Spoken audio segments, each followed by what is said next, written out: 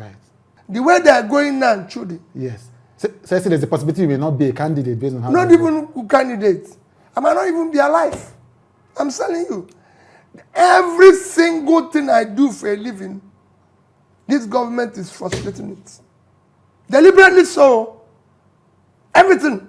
So there's even possibility if they have opportunity, I will not be alive. Oh wow, that's a big. It's an accusation. I know I get frustration every day because you do things that you think they will be normal. It is not normal any longer. They won't come directly and say, "Oh, we're doing this," but you could see their hand in everything. So the government is attacking you personally. They're attacking everybody who is in opposition personally. Right. I am being attacked personally. Right. You know, I have taken time to watch this this video from Mr. Peter Obi with Chudi. So I watched it on YouTube and I was pained. Yeah, I was pained because, not because of what P2B said that his life is being threatened by the ruling APC party led by Asiwaju Bola Ahmed Tinubu. No, not that, okay? But I was pained because I see that people did not even understand what P2B was talking about. Like, I mean, people do not understand at all what P2B is talking about. Oh, people are thinking that it's just political rhetoric. He's just trying to, seek for pity, or he's just trying to do political statements. He's just trying to express his fear. No. It's far beyond that. And I'm happy that P2B is even beginning to know what is after him. I was talking with, one of my fans on WhatsApp. We were talking about the issue of 2027 election. And this was last 3 months. I was just trying to tell him that one thing about Obi is that he's not a terror sponsor. He's not in the league of terror sponsors. We know them not because P2B is perfect or P2B is a saint. No, he's not. He's not perfect. He have his own problems, okay? But P2B is not part of these terror sponsors. He's not in their league. And I told them that I mentioned so many people, both people who were bombed in the helicopter and they died.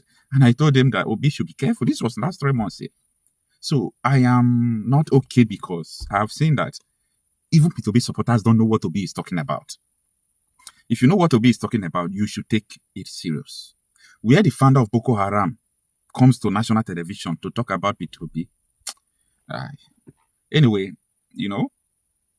from my own calculation, I know that they can't kill P2B, but they will do everything possible to make sure that they intimidate him, harass him, do all sort of things. Now, the question is, what is his crime? What did he do? This is because he's not part of the terrorists and he wants to rule the nation controlled by terrorists. The more you seek for the deeper things about Nigeria, the more you will know it.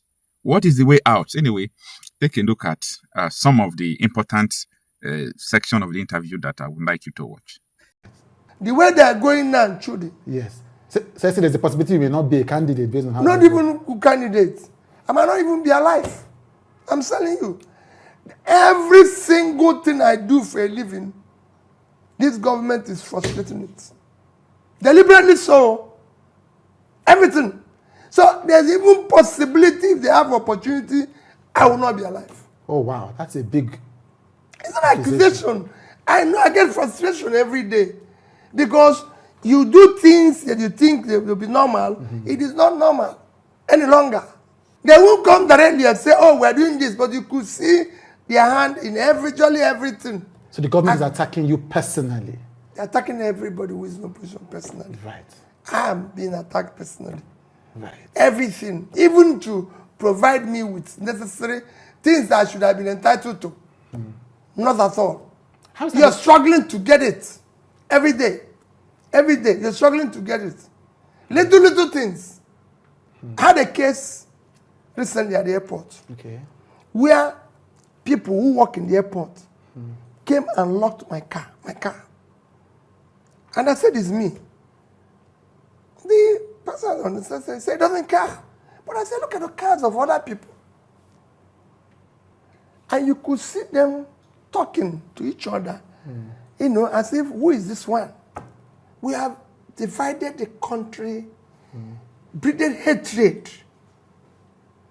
among us. That's why I keep saying, I want to bring back unity where there's division. I want to show love, compassion, care. He's gone out of here. I said, I'm looking at somebody. He locked my car in front of me. And saying, you're not supposed to park here. But there's cars here. So what is the exception to my own? Through the Anansi people I know, at the airport, they will not greet me. Because they are fearing that if they greet me, they become targets of the government. Thank you. And I have people send me invitation and say, my son, my daughter is wedding, but please don't come. Yes. Truly, I'm telling you, I'm doing this, but I just want to notify, but don't come. I'm doing burial of my days, but don't come. These are my friends.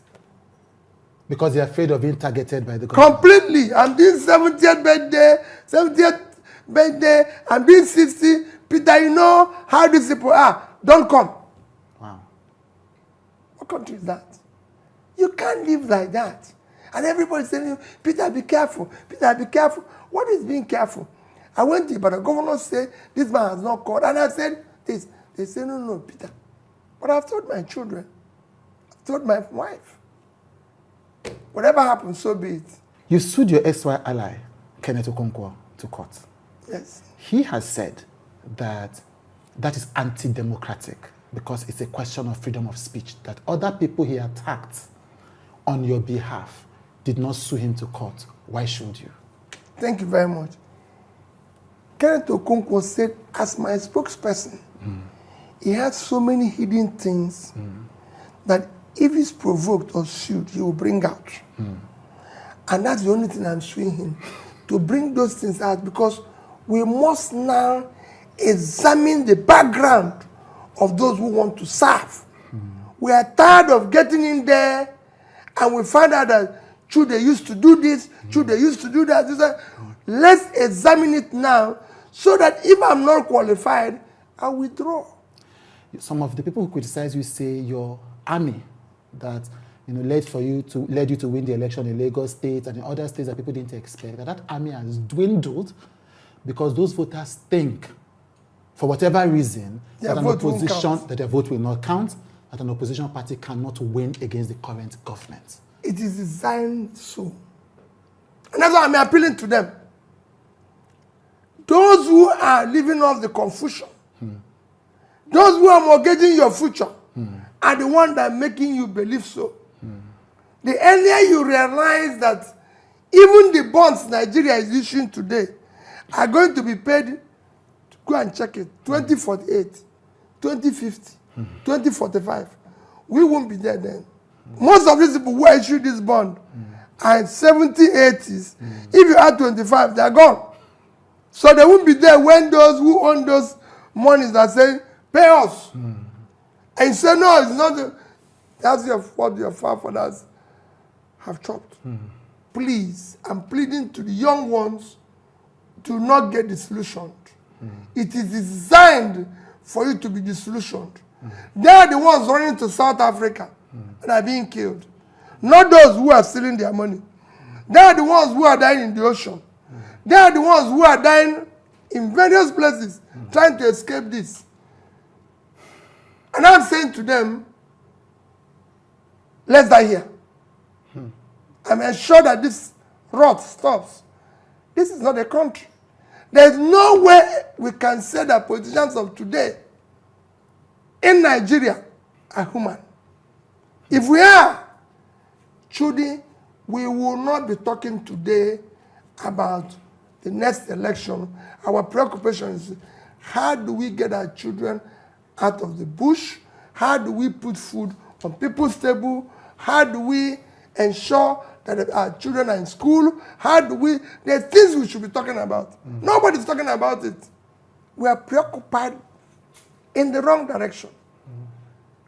Our compass is headed in the wrong direction. Right. We must now stop.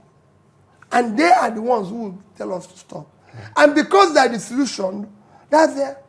They are being arrested by Yahoo. Let me tell you, I said it before and I continue to say it. Several of the Yahoo boys are people who push into that frustration. There are people who have talents, who, if we support very well, can turn the same talent productively. But nobody is asking of them. They're on their own. And these are things I want to do to mobilize that talent for revolution in different areas.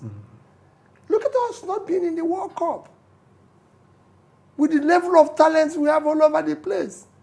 When a tiny country like Cape Verde, You mentioned that. 500,000 people, they're not even up to the people in Ajegunle. I've several times number of people who live in Cape Verde. And it's in Ajegunle that we had created all those talents that used to play. But nobody cares about them any longer. Look at the amount of money people are stealing in government. Money they don't need. Look at what you're seeing everywhere. Somebody owing 50, 70, 100 houses. How? They don't care. We're now rich where we're having agencies. So we're having ministries without anybody knowing it exists. Employing people, holding seminars abroad, collecting money and budget. On that case, though, We used to have the ghost workers. Because we didn't do anything. we have ghost agency. Soon you become ghost ministry. I'm sorry. Yes. Ghost governors and ghost presidents. Okay, final 3 questions. Last time we spoke in last election, I asked you about structure, and you said the structures that these politicians have are structures of criminality. The structure of today's politics is the structure of criminality, which must be dismantled. Right. But people say the reason why you selected Kwankwaso and abandoned Dati is because Kwankwaso has structure. Why is that not a structure of criminality? He's an entrenched Nigerian politician. Let me tell you, you don't know Kwankwaso. Okay. Kwankwaso is one politician that I can say it anywhere who cares for the interests of the poor. He believes in pulling people out of poverty. He believes in training a child of nobody to become somebody. And that, for me, aligns with my position. He believes in education. Truly, the biggest driver of development is education, human capital. It is not physical infrastructure. It's human infrastructure. That's what the Asian tigers did. That's what the Chinese did. That's what Malaysia, that's what everybody did. That's what we need to do. I have millions of out-of-school children which we want to tackle from day one. Go and read my tweet on the 1st of July. I said my 2 things I hit head on is education and health. Kwankwaso believes in education. So Kwankwaso is a different kind of politician. Completely. And that is why you aligned with him. That's it. People who even support you worry. Yes. That your support in 2023, it was the movement was hot. Yes. It was fresh. It was the first time you were running for president. Yes. Now they feel like that passion may have cooled.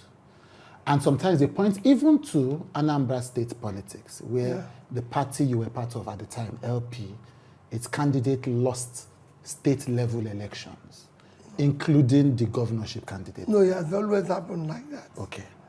We're talking about presidents. If anything, my followership have increased.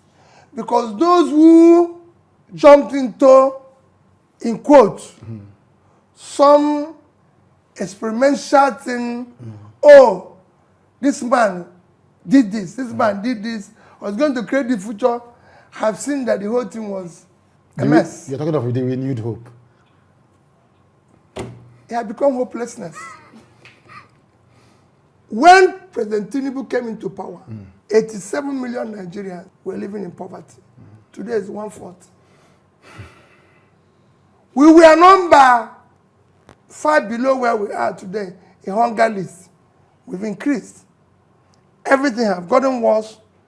Like I said before, We're no longer talking about ghost walk around. You can see where we've gotten. So everything, insecurity, everything have gotten worse. Which hope are they going to renew again? You can't renew failure. And that's it. Right. So the only way to do now is to plead with them. There's a way you fail in school. They had to leave the school. Sorry.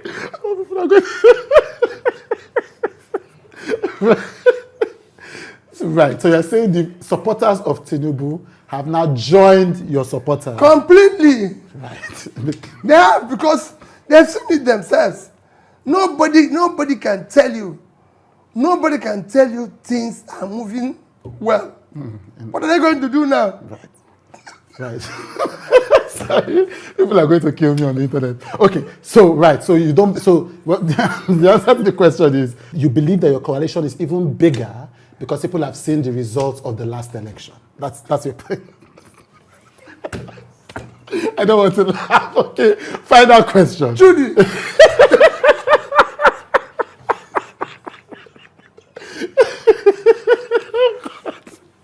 Right. Those who have business.